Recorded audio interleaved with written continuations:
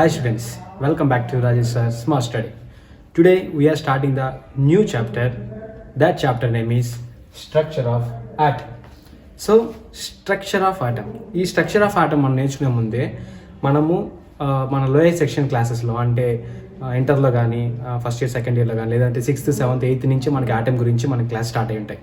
So మీరు ఏం చేయాలంటే ఫస్ట్ ఈ క్లాస్ స్టార్ట్ అయ్యక ముందే నేను ఆల్రెడీ చెప్పిన ఎలిమెంట్స్ని ఏదైతే ఉన్నాయో 1 to 30 is minimum, 1 to 50 is maximum. So hydrogen, helium, lithium, beryllium, boron, carbon, nitrogen, ఆ విధంగా 30 ఎలిమెంట్స్ కంపల్సరీ నేర్చుకోవాలి. Structure of atom consists of mainly 3 or 4 elements.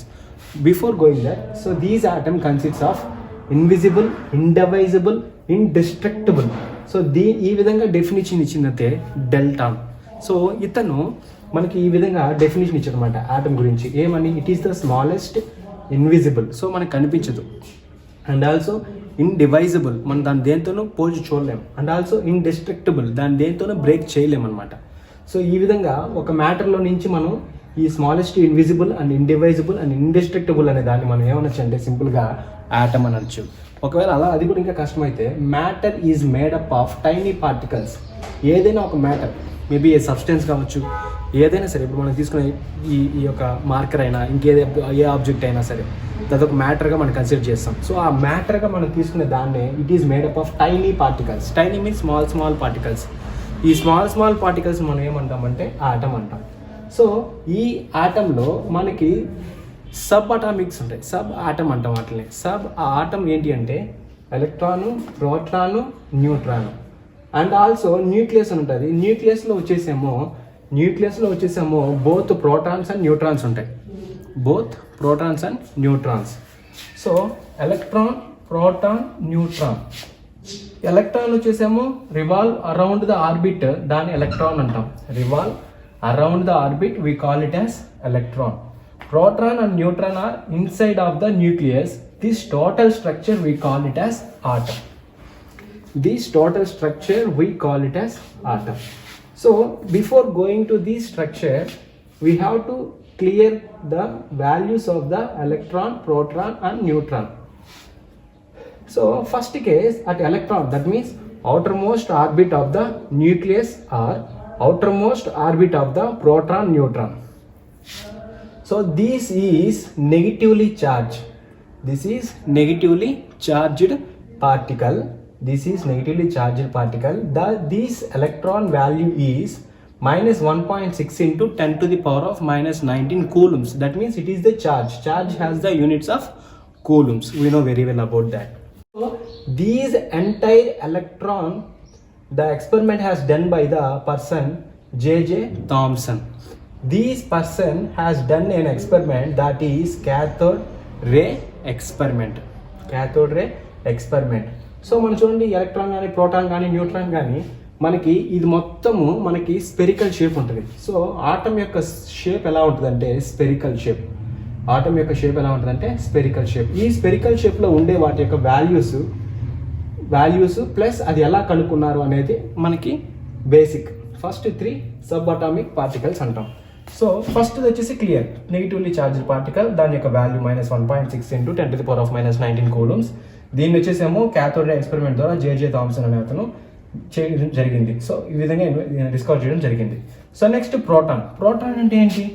It is the one of the finite experiment which has done with the positive charge.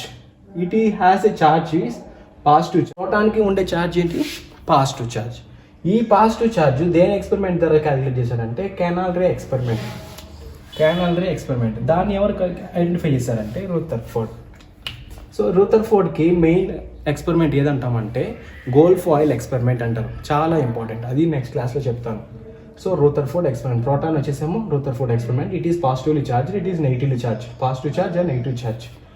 Neutron అంటే there is no charge.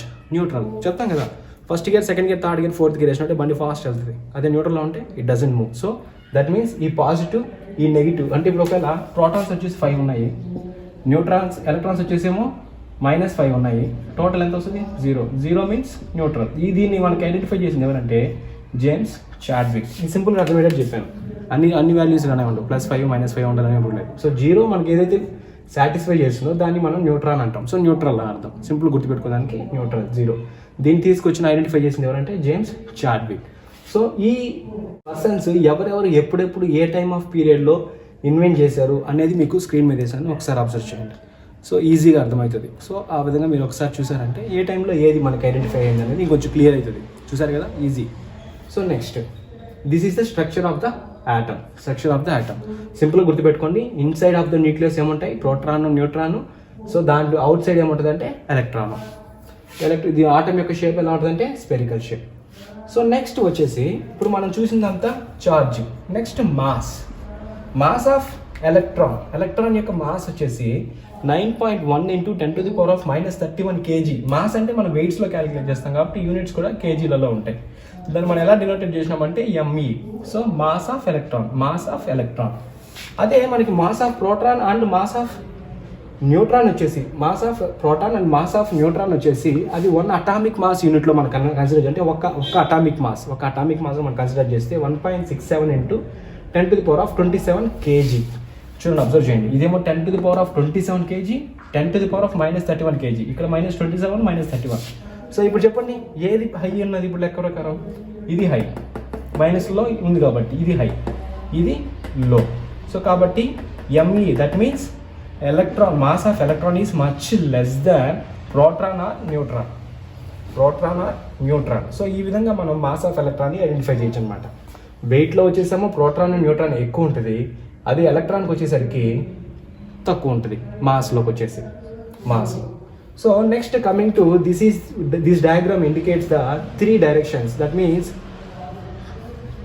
perpendicular direction. This one is perpendicular to this one, and this one is perpendicular to this one, and this one is perpendicular to this one. So this is the direction we have to see. This is the direction,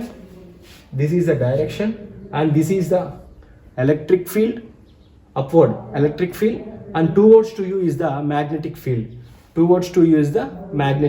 me side చూపించేది magnetic field, పైకి వచ్చేసాము electric field, అటుపోయేదాన్ని direction అంటారు. So ఇవన్నీ ఏం లేదు, దీంట్లో మనకి form అయ్యే వేవ్ లెన్స్ ఉంటాయి. ఆ వేవ్ లెన్స్ని బట్టి మనం నెక్స్ట్ వచ్చే ప్రాబ్లమ్స్ అన్నీ సాల్వ్ చేస్తూ ఉంటాం అనమాట. సో దానికి సపరేట్గా మనం నేర్చుకున్న దాన్నే ఫ్రీక్వెన్సీ అండ్ వేవ్ లెంత్ చూస్తాం అనేది ఇప్పుడు ఒకసారి ఇది అబ్జర్వ్ చేద్దాం. So the outermost region of the atom are called electron shell. చెప్పాను కదా, outermost orbital is the electron shell.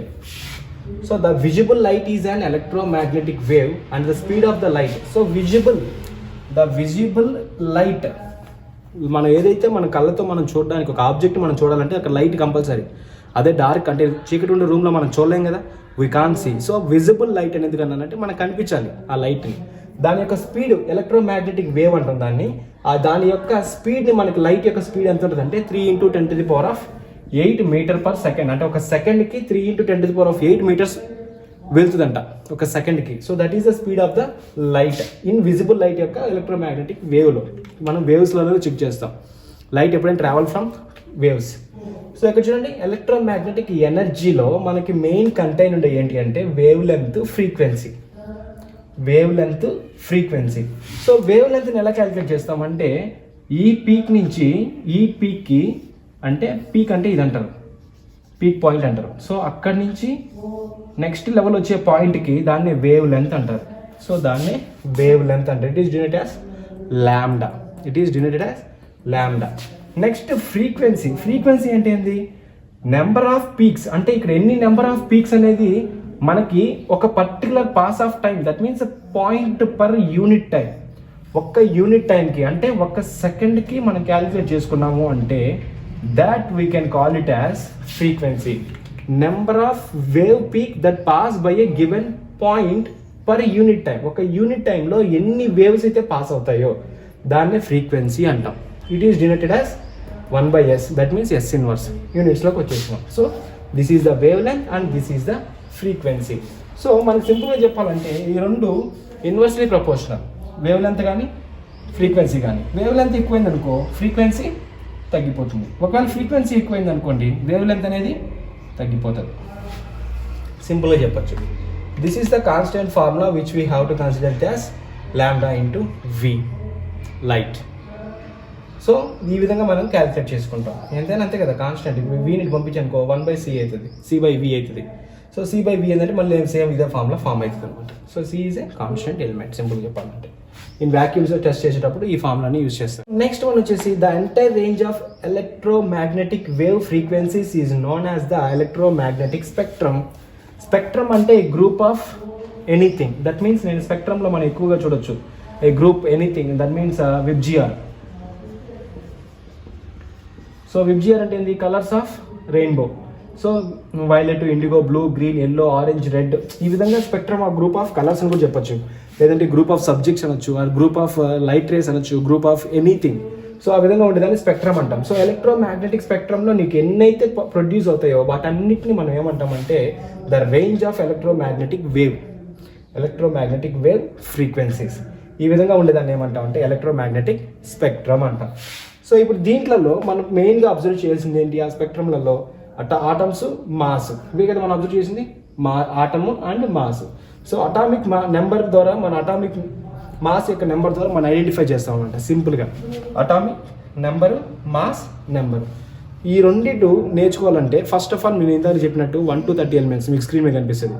So of చేసి దాని స్క్రీన్ షాట్ తీసుకొని నేర్చుకోవడానికి ట్రై చేయండి కంపల్సరీ. అది లేకుండా మనం ప్రాబ్లమ్స్ కూడా చేయలేం, థియరీ రాయలేం, ప్లస్ ప్రాబ్లమ్స్ కూడా చేయలేం. సో నెక్స్ట్ క్లాసెస్కి వాటికి తరువు అయిపోండి, అప్పుడు ఈజీ అవుతుంది. ఎంత ఫాస్ట్ చెప్పాలంటే అంత ఫాస్ట్ చెప్పాలి.